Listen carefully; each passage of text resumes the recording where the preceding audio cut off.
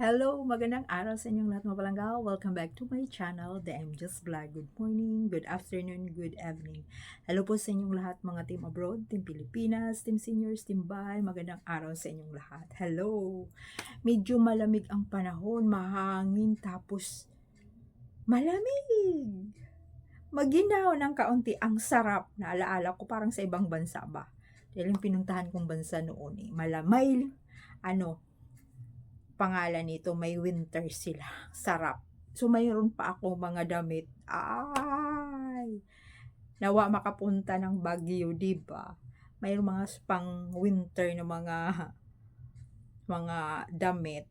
Tapos, syempre, nailabas ko rin at naisuot ko rin yung ganito, polo ba? Nagsimba tayo kahapon. Sabi ko, ay, ang lamig masuot nga naman. Sarap. Ang sarap pag ganito lang, hindi yung may yelo na talaga hindi ko kaya pag naka-yelo na, ayoko nang lumabas pag ganun. Tapos mga palangga, kahit naman napakainit, may mga teenagers ng mga ngayon ang dami mga kabataan na kahit na napakainit ang Pilipinas, naka-sweatshirt na rin sila, nakapang jacket, tapos naka-leather pa. Siyempre, yung mga fashion nga, 'di ba? Pero bagay lang 'yan pag panay ka talaga nasa aircon. Panay ka, hindi ka pwedeng wala sa aircon Tapos namang pag panay ka naman aircon sa Pilipinas, ang laki-laki ng mabayaran mo sa kuryente. Lalong-lalo na ngayon, nasa panahon ngayon, pataas ng pataas ng pataas, pataas ng pataas. Kahit na yung mga noon na pinakamura, mataas na masyado na wala ng piso. Siguro, ewan ko lang ang alam ko wala na Pag bumili ako sa mga maliliit na mga tindahan, wala ng piso na bibili. Ewan ko dito sa Manila ang piso, wala na. Bumili ka ng, halimbawa, 5 piso, 4. Tag piso-piso noon, ngayon hindi na. Bumili ka 5 pesos, 4 na lang.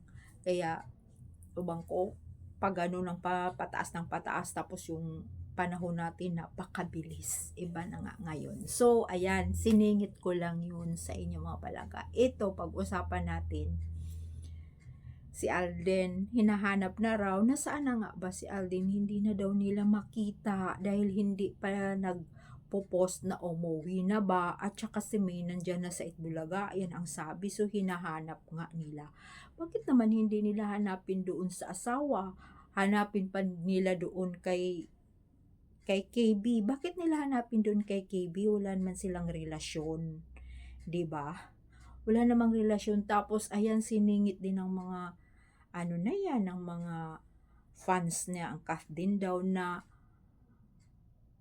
'di ba, logi yung MMFF, pero sabi, yun ang balita, logi yung MMFF, pero hindi pa, ewan ko lang pero malaki nga daw talaga ang, mababa lang daw ang kita. So, ito namang mga cast din, bakit daw hindi pinalabas yung yung pangalan noon mga palangga, yung kanilang, ayun na nga, movie nila ni Alden na HLA, mabot nata yun ng bilyon kita. Maniwala ba kayo? Sobra na malaki pala yun. Pinaka number 1 na daw yun. Bakit daw hindi yun ang inilaban sa MMFF? Naku, mas magaling pa sila. Alangan namang, yun nga yun di ba? Na-shoot lang yun after ilang months pinalabas nga. Minamadali ngayon na maipalabas ng November. Siyempre, hindi nila yun papalabas ng depende naman sa istorya ng pelikula. At saka, naka-line up na yung mga isasalang ng MMFF. Talaga naman dapat daw yun para hindi daw malugi ang mga MMFF na mga staff or mga nila, production manager nila, mga producers nila ng mga MMFF.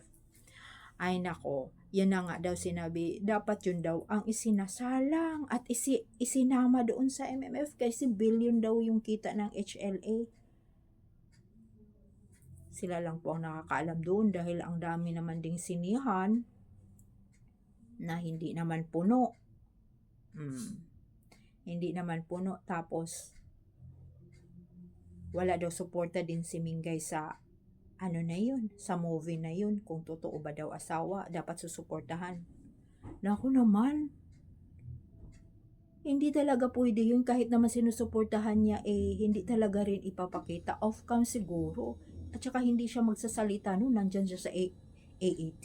Hindi talaga yun niya ipopost. Diba? Hindi talaga niya yun ipopost. At saka, sabi din hindi, o totoo naman, hindi rin sumusuporta doon sa kabila, sa Tupac, sa MMF, ano ba yan? MMFF na, ano, ni Kong, yung Tupac niya, hindi rin naman. Tapos sinasabing sumusuporta, may paano pa daw, premiere ba yon? Wala naman. Tapos namimigay ng mga tickets para panoorin lang yung Tupac. Wala, palabas lang nila yun. Ayaw lang nilang masabi na talagang kaunti lang yung nanonood. Siyempre, mabubuking sila. Oh. At bakit naman susuporta nga, hindi naman talaga yan totoong asawa ni Maine. Oh. Dapat magkasama si Maine at saka yung kung mag-asawa sila, dapat iyan nila doon. Bakit hindi nila isinama si Maine at saka si Kong? Dapat magiging blockbuster sa Tupac, di ba? Para doon sa ano na yun, yung ano nila sa MMFF, ano ba yan? MMFF. Naku, nahirapan na ako sa double-double na yan. So, ayan, dapat, di ba? Bakit? Para magiging blockbuster na yun. Para magiging malaki ang kita. Ba't hindi nila pinupush yung mga fans na yan? At saka, syempre, di ba, mayaman naman kaya sila ni Kong.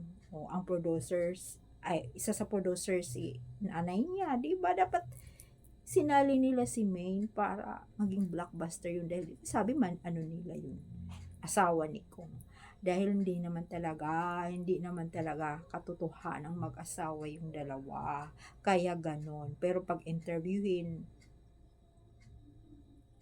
ay nako, mabait daw, sabi nga ni Mudra, mabait daw si Maine, kung ano-ano bla bla bla. Tapos nung tinanong, di ba yung noon tinanong na bakit hindi pa nabuntis, tapos iba-iba ang tanong ni Mudra.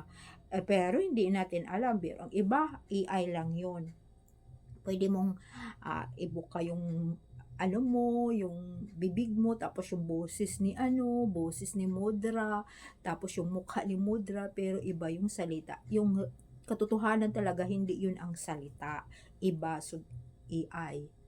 Kaya nga, ginagawa lang nilang pero kung real, hindi talaga, wala talaga si Mingay. Tapos pag ipalabas na, siyempre sa mga social media, nandoon daw si Mingay. Pero wala naman talaga Wala talaga sirang relasyon. Yun ang pinaglaban ng Aldab Nation. Darating ang panahon, ilalabas din yun nila, totoong mag-asawa. Diba? Tapos kung ano-ano na lang ang mga dapat, sabi nga ng iba, dapat manahimik na lang daw yung mga di ba, yung hindi na sila maglalabas ng mga kaanuhan ng mga pictures ba, yung mga ginawa nilang AI or mga patong ulo, palit ng mga damit. Dapat hindi na sila magdaugaga sa pag noon, di ba? Pag i-edit. Kasi yung mga Aldab Nation na nahimik lang Hindi na, marami na ngang hindi na yung pangalan nito, hindi na sila nanonood or hindi na sila, wala na, 'di ba? Ang dami noong vlogger, sa totoo lang daming vlogger, pero nawawala na, kung halimbawa, yan na nga, may nabasa ako, halimbawa, Kath din, andoon na din, pero Aldab siya noon. Tapos yung Kong na naman, yung army na naman, ang nandoon na naman yung parang kumampi na naman.